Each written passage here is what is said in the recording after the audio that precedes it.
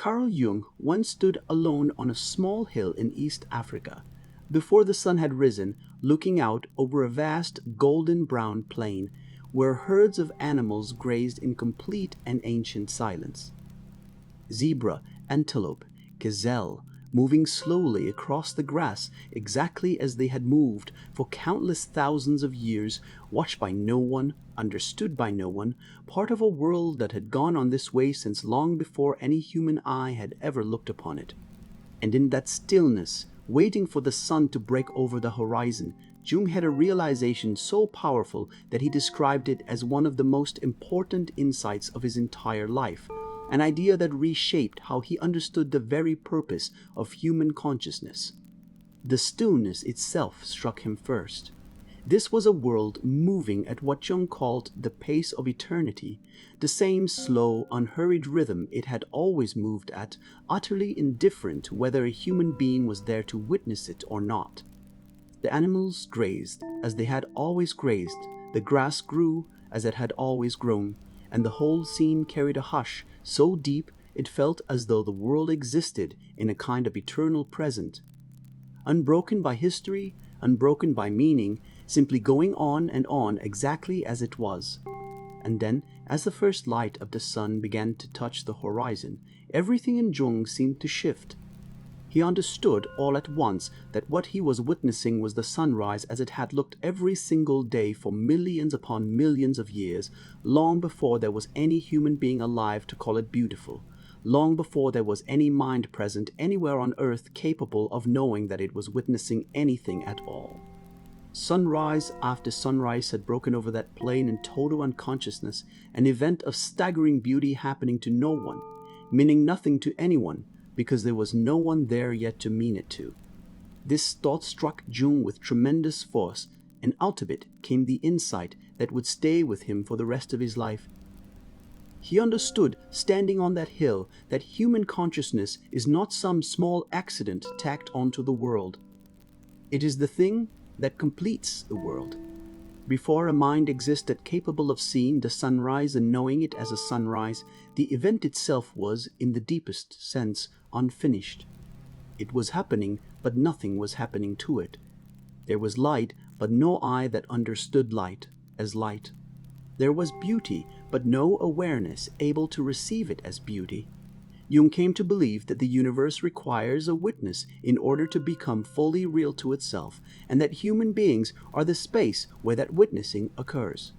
Man, he said, is indispensable for the completion of creation. Without a mind to know the world simply happens, blind and silent, forever.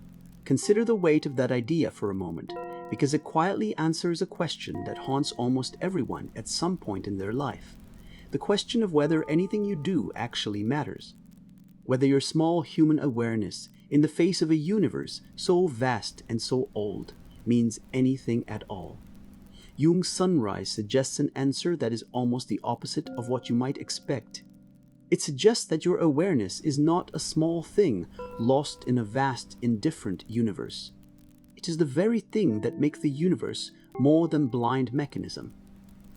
Every time you truly see something, truly notice a sunrise or a face or a moment of beauty, you are not a passive bystander in a world that would exist the same without you.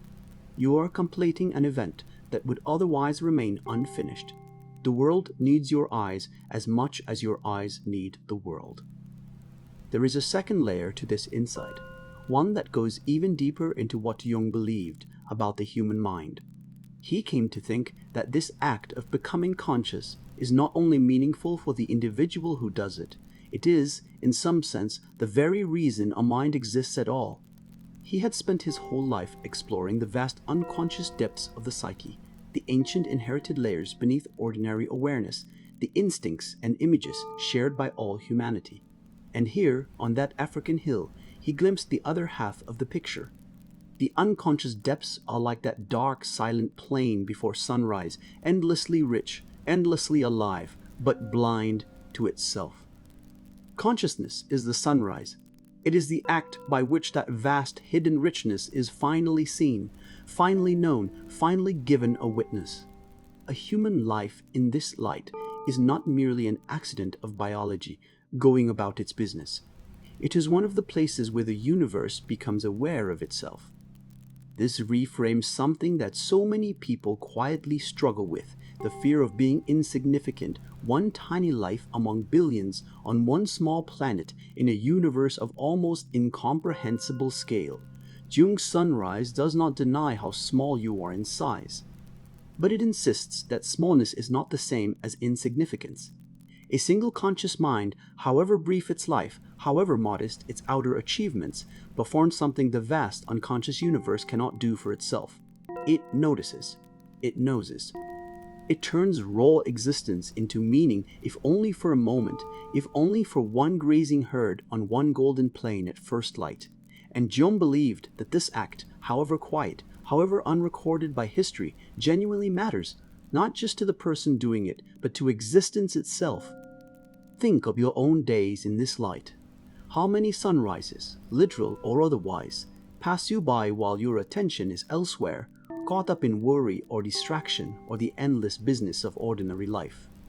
Jung's insight on that African hill was not really about geography. It was about attention. It was about the difference between a moment lived and a moment merely survived. Every time you actually stop and really see something ordinary and beautiful, you are doing the one thing the rest of the universe cannot do without you. You are completing it. If you have ever had a moment when you truly saw something and felt for an instant that you were not separate from the world but finishing it, write the single word for what you saw. That moment was not small. It was the universe, briefly, waking up through you. Because what Carl Jung understood watching the sun rise over that ancient plain was that the smallest, most fleeting act of true awareness carries more weight than all the vastness of a silent, unwitnessed universe. Consciousness is not an afterthought to existence. It may be the entire point of it,